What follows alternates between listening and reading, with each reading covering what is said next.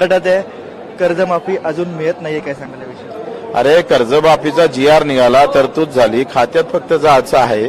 कर्जमाफीचे पैसे काही खिशात जाणार नाही, शेतकऱ्याच्या बोजा कमी होणार आहे. व्यवस्था झाली पाहिजे का ज्याची कर्जमाफी झाली त्याला नवीन कर्ज भेटलं पाहिजे आणि जेपर्यंत पूर्ण निर्णय होत नाही तेपर्यंत ही सवलत सरकारनं दिली पाहिजे, एवढंच म्हणायचं आहे. भाऊ, पाहायला गेलो तर सध्या राजकीय घडामोडी खूप घडत आहेत. त्यात खरं म्हणजे काल अजून एक धक्का ठाकरेंना बसलाय. नक्की काय चाललंय काय राजकारणात महाराष्ट्रात? मला वाटतं उद्धव साहेबांच्या गटातल्या सगळे फिल्डर आता मला वाटते शिंदे साहेबाकडे येत आहे आणि आता याच्यातले टीम जे कॅप्टन आहे, कप्तान आहे, त्यांनी याचं संशोधन करणं गरजेचं आहे. मात्र काय तुमच्या मते, तुम्ही इतकं वर्ष राजकारणात आहात, चुकतंय काय नक्की?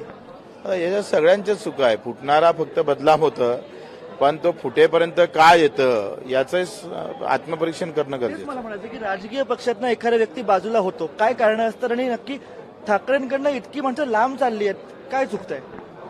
राजकारण आहे, त्याला अधिक काही कारण नसू शकतं. मात्र दुसरीकडे पाहिलं गेलं भाऊ तर राम मंदिराच्या विषयी जो काही गैरव्यवहार झालाय त्यावर आपलं मत काय? तो भावनेचा खून आहे, त्याच्यात कडक हे ठेवलं पाहिजे आणि पेपर फुटीचा हा कष्टाच्या स्वप्नांचा खून आहे. तो खरं तर थांबला पाहिजे आणि त्यात फाशी शिक्षापर्यंत आपण गेलो पाहिजे. राम मंदिराच्या प्रकरणात देखील हे देवा सांगा, हे श्रद्धास्थान आहे, वैभव आहे, या भारतवंशाचा तो गौरव आहे आणि हा निवळ काही पैशाचा दानपेटीचा विषय नाही, त्या अस्मितेचा विषय आहे ना. भाऊ, मात्र या सगळ्यामध्ये तुम्ही एक विषयामध्ये मांडला होतात की जी ऑनलाईन परीक्षा MPSCची होणार आहे ती ऑफलाईनच व्हावी.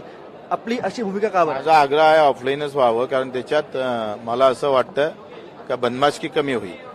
नक्कीच आपण बघितलं की ज्या परीक्षा आहेत त्या ऑफलाईन व्हाव्यात, त्याचबरोबर राजकारणात काहीही होऊ शकतं असं या ठिकाणी बच्चू कडू म्हणाले. कॅमेरा पर्सन अनिल निर्मळसह मी चिन्मय जगताप, ETV भारत, मुंबई.